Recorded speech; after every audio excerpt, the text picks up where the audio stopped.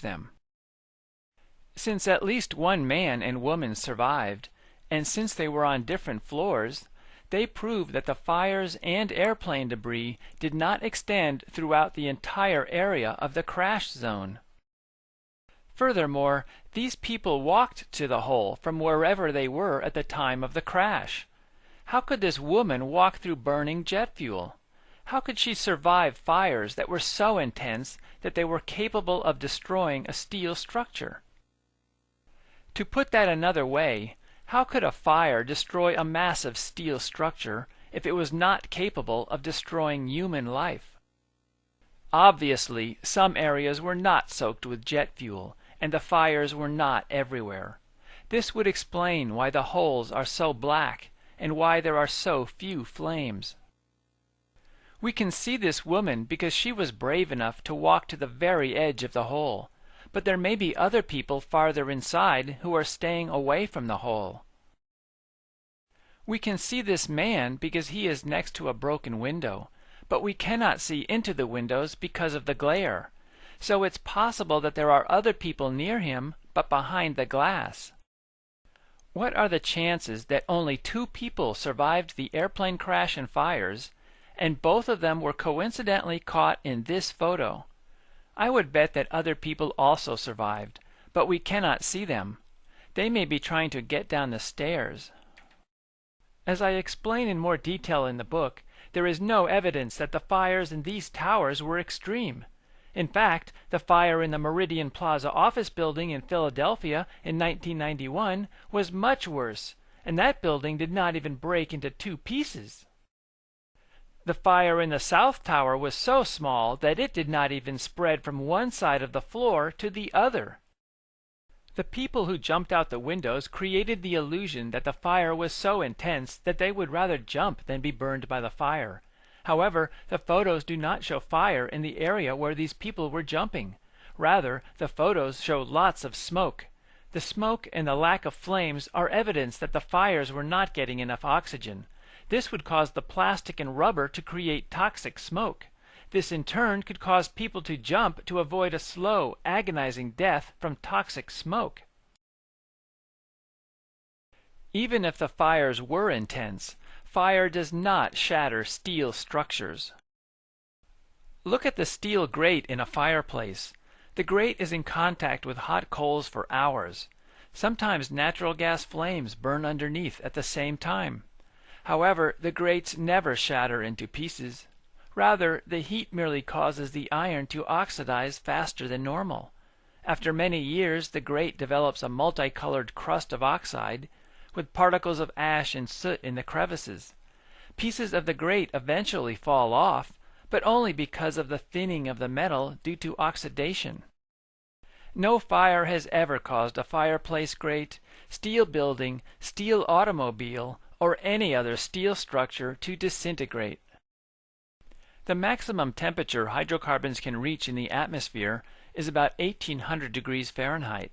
However, that maximum temperature can be reached only when the hydrocarbons and the air are mixed in perfect proportions. These perfect proportions are reached only in a few controlled situations, such as a kitchen stove. This produces flames that are clean and a beautiful blue, rather than yellow and leaving trails of soot. Even though stoves reach the maximum possible temperature, they never shatter into pieces. So how could even lower temperatures cause the towers to disintegrate? Controlled Demolition is a company that demolishes old buildings. They demolished the building in Oklahoma City that Tim McVeigh was accused of blowing up. They were also hired to clean up the mess at the World Trade Center. They developed a special explosive and technique of using it for demolishing steel structures. They are so proud of this technology that they trademarked its abbreviation, DREXS. Their British division describes the technology as, "Our Drexus systems segment steel components into pieces matching the lifting capacity of the available equipment." In other words, if your trucks can hold pieces of steel up to 24 feet in length, then this company will cause all steel assemblies to break into sections 24 feet or less. Look at the rubble of the World Trade Center.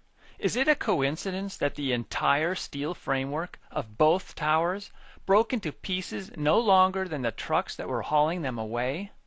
Only a few of the thousands of pieces had to be cut with torches. If a fire can do exactly what controlled demolition does with their special trademarked explosives, then I'd like to start a new business called Fire Demolition Incorporated.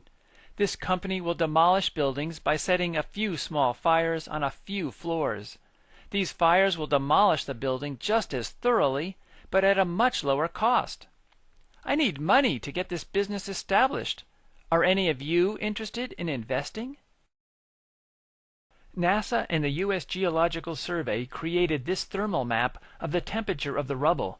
This map was created 5 days after the towers were attacked. Obviously, the rubble would be cooler after 5 days than it was on September 11th. Also, firemen sprayed water on the rubble during those 5 days.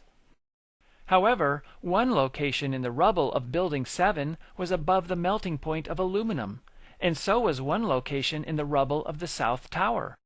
Not surprisingly, smoke came out of the rubble for months. Peter Tully, president of one company hired to remove debris, and Mark Lazo, president of Controlled Demolition, told the American Free Press that steel had melted at the bottom of the basements in the towers and Building 7. These incredible temperatures are more evidence that explosives were used. The explosives in the basements had to be powerful to break apart the massive steel beams. Explosives create very high temperatures, and the heat had nowhere to go since it was deep underground. According to the scientists who analyzed the seismic data, the North Tower collapsed in about 8 seconds. The collapse started at about the 94th floor, near this woman. This means that 94 floors shattered at an average rate of about 10 floors per second.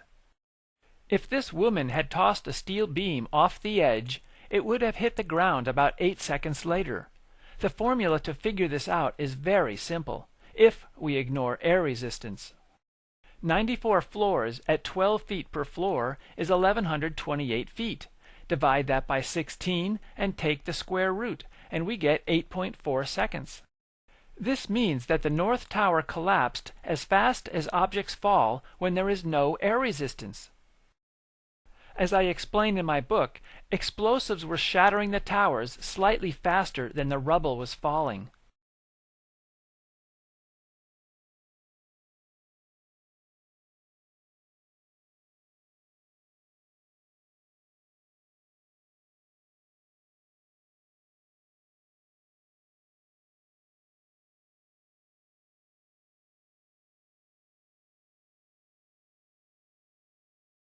The towers were built by the government, so taxpayers owned both of them. However, somehow the government was convinced to lease the towers for 99 years. Larry Silverstein became landlord on July 24th, less than 2 months before the attack. He then had control of the maintenance and security departments, and he began to replace security personnel. Silverstein brought Frank Lowy into the deal to become landlord of the underground shopping mall. Lowy is a billionaire who owns shopping malls in several nations. After the towers disintegrated, Silverstein demanded insurance companies pay him twice what the policy stated on the grounds that each tower was a separate attack. What a coincidence that after these guys got control of the World Trade Center, Osama decided to destroy the entire complex. Or is this Israeli journalist correct that a few Israelis were involved in the attack? He believes that the wedding hall that collapsed mysteriously in Jerusalem was their test of demolishing a building while people were in it. And is he correct that the mysterious crash of Egypt's Flight 990 was a test of getting control of an airplane? A newspaper in New Hampshire mentioned the amazing coincidence that the air traffic controller watching over Flight 990 also watched over the 2 planes that hit the towers.